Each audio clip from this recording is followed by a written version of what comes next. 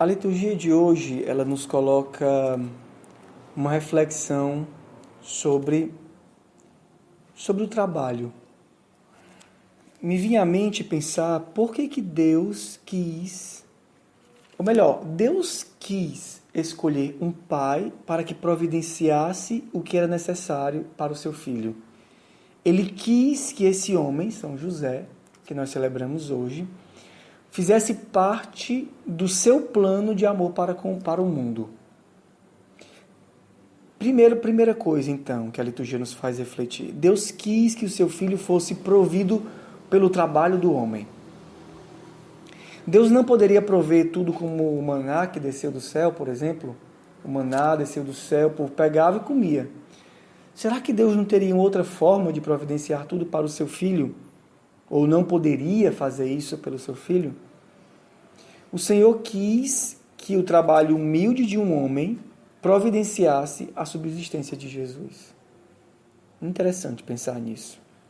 Segundo, Deus quis que o filho aprendesse o ofício de José e também aprendesse a trabalhar. Deus quis que o trabalho simples de um homem provesse o seu filho, mas ele quis também que o filho aprendesse a trabalhar o ofício dos homens.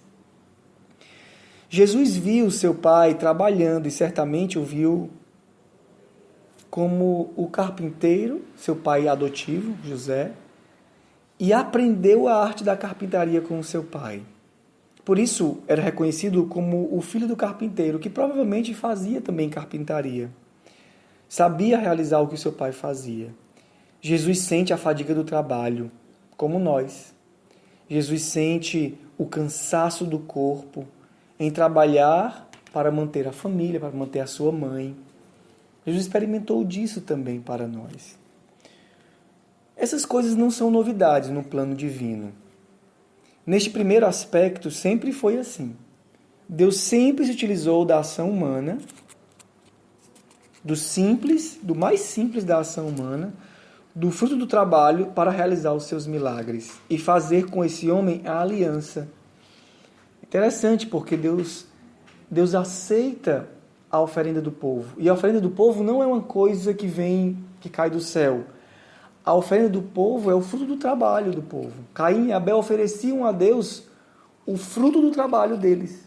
E Deus aceitava. Deus aceitava. A aliança selada com os homens, ela parte desse princípio também do homem que dá a Deus as primícias do seu trabalho. Mas Deus não precisa das primícias do trabalho.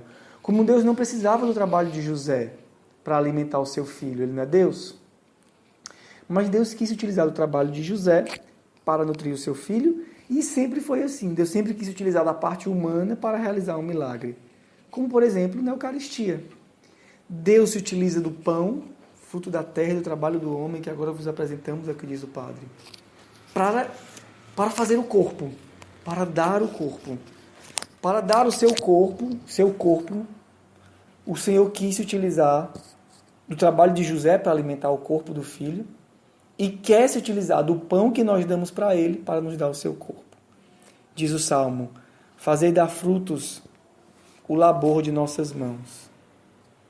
E é isso que o homem faz. O homem dá a Deus o fruto do seu trabalho e Deus faz frutificar. No segundo caso, no segundo aspecto, ou seja, de Deus trabalhar, também sempre foi assim. Nós vemos no livro do Gênesis hoje Deus trabalhando e fazendo a terra inteira, toda a terra. O trabalho de Deus na criação do mundo. Deus cria tudo e descansa no sétimo dia. Muito interessante. Que Deus trabalha, que Deus descansa, e no livro do Gênesis, Deus confia ao homem o seu trabalho. Que continue trabalhando. Deus confia ao homem a continuação da sua manifestação providente no mundo. Sede fecundos e multiplicai-vos, enchei a terra e submetei-a. Deus santifica o trabalho humano, aceitando, então ele aceita o trabalho humano, ele assume o trabalho humano e ele confia aos homens que continuem criando. Deus confia ao homem aquilo que era próprio dele, a criação. O homem deve continuar criando, o homem deve continuar cuidando da terra. Muito interessante isso. No Evangelho, o homem, ele é colocado aqui, né, esse filho do carpinteiro é colocado como aquele que trabalha com José. A igreja fala muito bem do trabalho.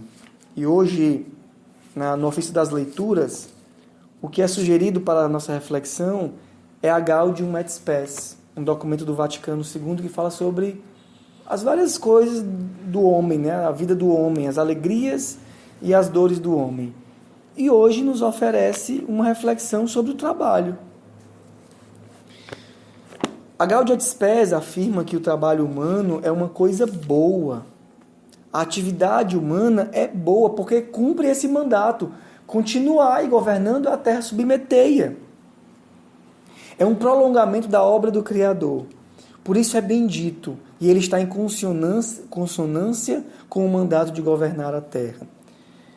Diz aqui na Gaudium et Spes, queria ler para vocês escutarem porque eu acho que é muito rico para nós.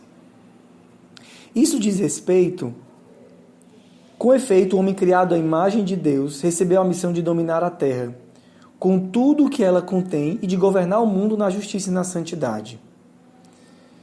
Isso diz respeito, pula um pouquinho, aos trabalhos cotidianos, pois os homens e as mulheres que, ao procurar o sustento para si e as suas famílias, exercem a atividade de maneira a servir a sociedade, têm razão para ver no seu trabalho um prolongamento da obra do Criador, um serviço para os seus irmãos e uma contribuição pessoal para a realização do plano de Deus na história.